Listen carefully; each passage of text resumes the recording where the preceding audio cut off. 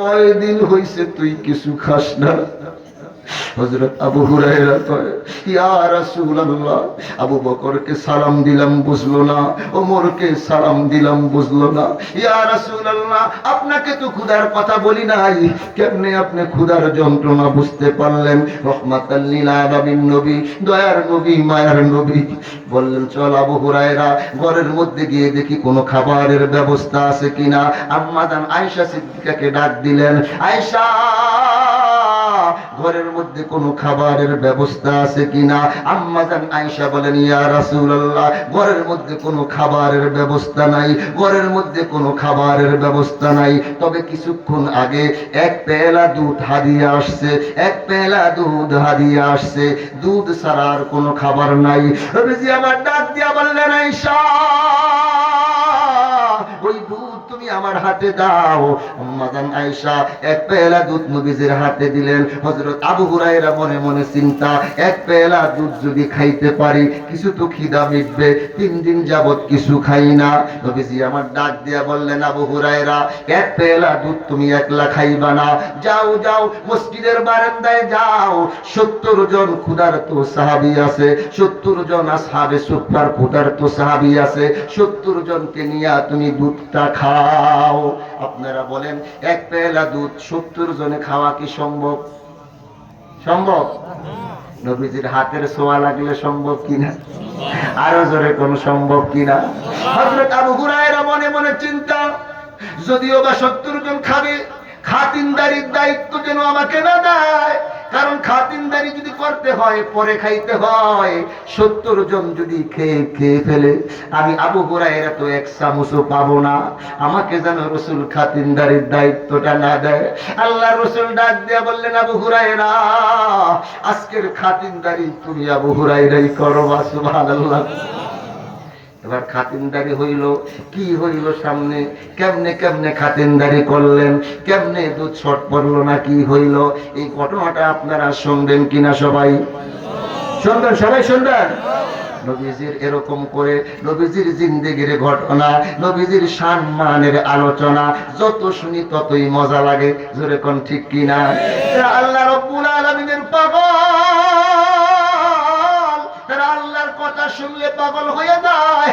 যারা নবীজির পাগল, নবীজির কথা শুনলে তারা পাগল পারা হয়ে যায়। যে যার পাগল তার কথা শুনলে তার ভালো লাগে। লাইলির কাছে মজনুর গান ভালো লাগে, মজনুর কাছে লাইলির গান ভালো লাগে। যে যার পাগল তার কথা শুনলে অন্তরে শান্তি পায়। জোরে জোরে বলেন, কথা ঠিক কিনা? ইব্রাহিম পয়গম্বর বাড়ির মধ্যে অবস্থান করতেছেন। ইব্রাহিম পয়গম্বর ঘরের মধ্যে অবস্থান করেন। একজন মুসাফির, একজন ভিক্ষুক, একজন মুসাফির রাস্তা দিয়া যাইতেছে, ডাক দিয়া বললে, আল্লাহ।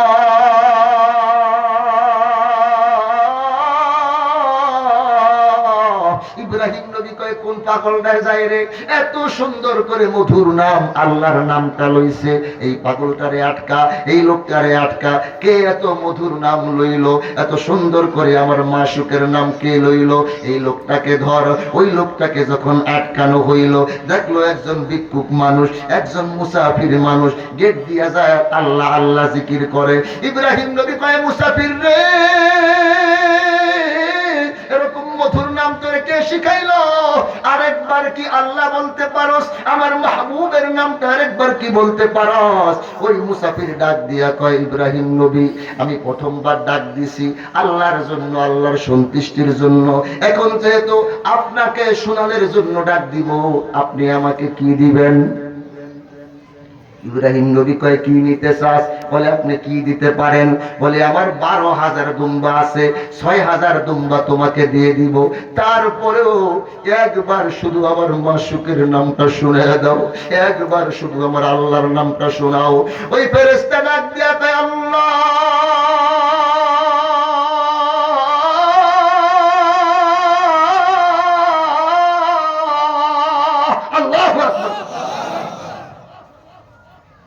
ইব্রাহিম নবীর অন্তরের মধ্যে আরো মায়া বাড়ছে। ইব্রাহিম নবী কয়, আরেকবার কি ডাকটা শুনাইতে পারো? ওই মুসাফির কয় আবার তুমি ডাক শুনাইলে কি দিবা? বলে আরো 6000 দুম্বা তো আছে, এই বাকি 6000 তোমাকে দিয়ে দিব। ওই ফেরেশতায় আবার ডাক দিছে, মধুর সুরে ডাক দিছে, ডাক দিয়া কয় আল্লাহ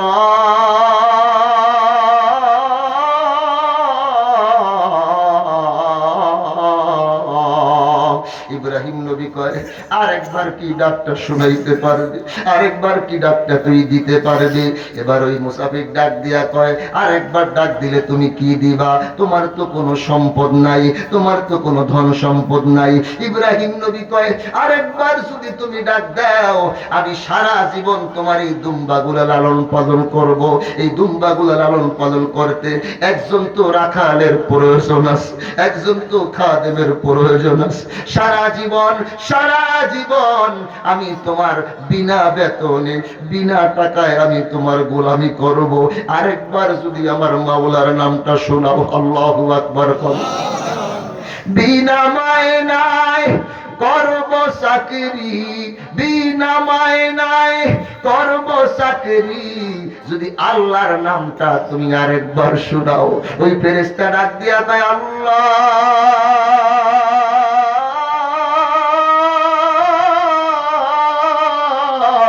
এবার ওই ইব্রাহিম খলিল বলেন আমি আজীবনের জন্য তোমার গোলাম হইয়া গেলাম, চাইলে তুমি রাখতে পারো, চাইলে তুমি আজাদ করতে পারো, যা খুশি তাই করো। ওই ফেরেশতা ডাক দিয়া কয় আমি তো মানুষ না, আমি আল্লাহর ফেরেশতা, আপনাকে পরীক্ষা করার জন্য আসছিলাম। এরকম করে ইব্রাহিম নবী পরীক্ষার মধ্যে পাশ হয়ে গেছে। আল্লাহর নাম যত শুনে ততই মজা লাগে।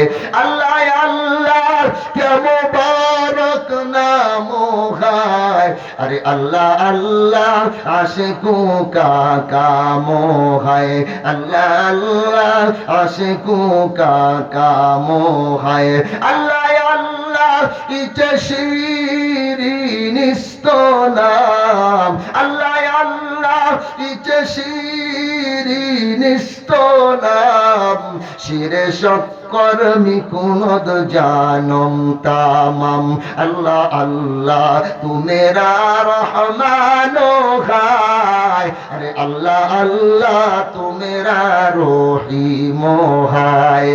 কোন নামে যে ডাকি বলে দাও প্রভু আমাকে, যে নাম ধরে ডাকি তোমায় সেই নামেই ভালো লাগে, কোন নামে যে ডাকি বলে দাও প্রভু আমাকে। এবার মায়া লাগাইয়া একটা ডাক দেন না আল্লাহ, আরো একটু মায়া লাগাইয়া ডাক দেন না আল্লাহ, আরো একটু মায়া লাগাইয়া ডাক দেন না আল্লাহ। গভীর রজনীতে বান্দা বান্দি যখন আল্লাহ রাব্বুল আলামিনকে ডাক দেয় আল্লাহ